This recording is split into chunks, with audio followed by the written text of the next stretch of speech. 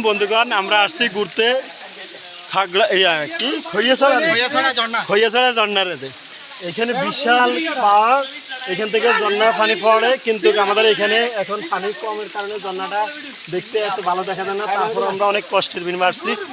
আমরা আমাদের মাঝে 8 বন্ধু আইছি, একই ক্লাসমেট।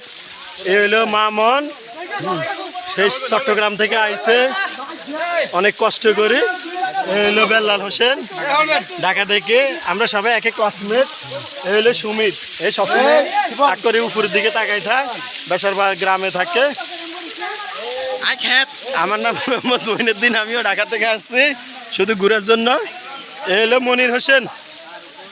মনির হোসেন, হে আছে সৌদি থেকে, একমাত্র এই ঝর্ণা দেখতে, কিন্তু তার কপাল ভালো না, ঝর্ণাটা পরিপূর্ণ পায়নি।